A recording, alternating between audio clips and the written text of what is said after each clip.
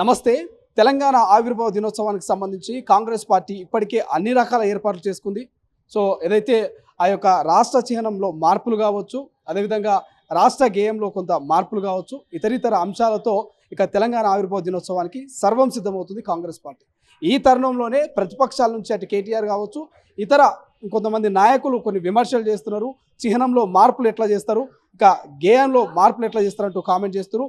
ఒకరేమో కాకతీయ తోరణం వద్ద కూర్చురు, మరి కేటీఆర్ ఏమో చార్మినార్ వద్ద కూర్చొని నిరసన వ్యక్తం చేస్తున్నారు. సో ఇదే అంశం మీద మాట్లాడదాం. TPCC general secretary Ravali Reddy గారు ఉన్నారు. రవలి రెడ్డి గారు ఎట్లా చూస్తారు తెలంగాణ ఆవిర్భావ దినోత్సవంలో సందర్భంగా మీ పార్టీ మీద, మీ నాయకుల మీద విమర్శలు వస్తున్నాయి, లోగోని ఎట్లా మారుస్తారంటూ ఏం చెప్తారు?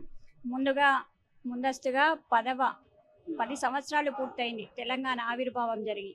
దాన్ని 10 సంవత్సరాలుగా తెలంగాణ ప్రజలు ఏం కోల్పోయిండ్రు, తెలంగాణ ఆవిర్భావం తర్వాత ఫ్యూచర్లో ఏమి ఇవ్వబోతున్నాం అనే దానికి సంకేతంగా ఈరోజు మార్పులు చేర్పులు జరుగుతున్నాయి. మీరు చూసారా లోగో? ఇంతవరకు బయటకు వచ్చిందా? అంటే లోగో బయటికి రాకముందే ఫలానావి మారుస్తారు, ఫలానావి మారుస్తారు అని చెప్పి ఊహాగానాలతో ఏదైతే ఇప్పుడు బర్నింగ్ టాపిక్గా నడుస్తున్న ఫోన్ ట్యాపింగ్ ఇష్యూ, దాన్ని డైవర్ట్ చేయాలంటే ఈరోజు వీళ్ళు ఏదో పెద్ద సంస్కృతిని, వారసత్వ సంపదను కాపాడే వాళ్ళలాగా అతిగతి లేదు. ఇంకా లోగో బయటికి రాలేదు, లోగోలో ఏముంటాయో క్లారిటీ రాలేదు.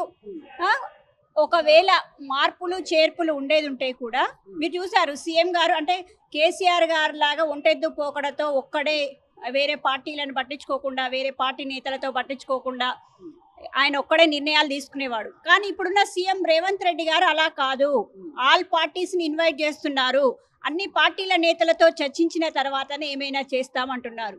ఎందుకు కేటీఆర్ గారు ఎందుకు ఈరోజు రండి మీటింగ్కు, రేవంత్ రెడ్డి గారు పెట్టే మీటింగ్కు రండి. వచ్చిన తర్వాత మీకేమైనా అనుమానాలు ఉంటే, మీకేమైనా అంటే ఇది మార్పు చేయొద్దు, అది చేయొద్దు అని మీకేమైనా అభ్యంతరాలు ఉంటే ఆ మీటింగ్లో చెప్పండి.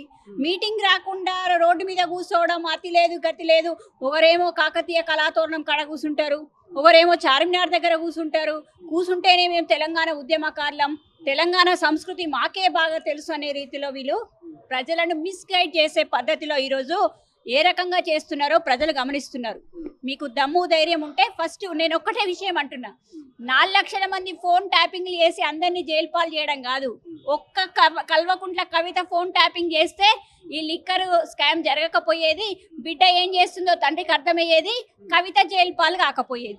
చేసే వాళ్ళ ట్యాపింగ్ చేయకుండా అవసరం లేని వాళ్ళ ట్యాపింగ్ చేసి వేరే వాళ్ళని ఇబ్బంది పెట్టి వాళ్ళను జైలు పాలు చేయడం, జైలుకి వెళ్ళే ఆమెను కాపాడుకోలేకపోవడం, ఇవన్నీ అంటే వాళ్ళు ప్రజలను పిచ్చోళ్ళని చేస్తున్నారు. ఇంకా ప్రజలు నమ్ముతున్నారు కావచ్చు అంటున్నారు. వాళ్ళకు ప్రధాన ప్రతిపక్షం పాత్ర ప్రజలు ఎందుకు ఇచ్చిళ్ళంటే ప్రజల వాయిస్ లేవనెత్తమని. మీకేమైనా ఉద్యోగాల కల్పన లేకుంటే, మీకేమైనా వరంగల్లో 2వ రాజధాని చేస్తా అని గతంలో మీరు మాట ఇచ్చిళ్ళు, 2వ రాజధానికి కావాల్సిన మౌలిక వసతులు ఏమైనా కల్పించిండ్లా? మేమన్నాం కదా, మా సీఎం గారు మొన్న మీటింగ్కి వచ్చినప్పుడు, ఏదైతే వరంగల్కి వచ్చినప్పుడు పైన సభ నుండి మేము అండర్ గ్రౌండ్ డ్రైనేజీ సిస్టాన్ని ఏర్పాటు చేస్తాము, మొత్తం వరంగల్ రూపురేఖలని మార్చేస్తాము, మీరు ఒక డిపిఆర్ ఇవ్వండి అని చెప్పి ఆదేశించిండు. అంటే అది చిత్తశుద్ధి, అంటే 2వ రాజధాని చేయడంలో చిత్తశుద్ధి. అంతేకాదు రాజుల చిహ్నాలను తీసేస్తేనే మొత్తం రాజరిక పోకడపోతే వీళ్ళు ఎందుకు భయపడుతున్నారు? అసలు అది ఊహాగానమే కదా. ఇంతవరకు చార్మినార్ మారుస్తామని రేవంత్ రెడ్డి గారు చెప్పలేదు, అలా కాకతీయ కళాతోరణం తీసేస్తామని చెప్పలేదు. ఎందుకు ఉలికి పడుతున్నారని ప్రశ్నిస్తున్నా. మీకేమైనా అభ్యంతరం ఉంటే రండి, మీకేమైనా సీఎం రేవంత్ రెడ్డి గారితో మాట్లాడి అభ్యంతరాలు చెప్పి ఏం కావాలో అడిగి చేర్చుకునే సత్తా ఉంటే మీరు ఆల్ పార్టీస్ మీటింగ్ రండి అని మేము ఇన్వైట్ చేస్తున్నాం. అసలైన తొలి వెలుగు. ఫాలో వాట్సాప్ @తొలి వెలుగు official.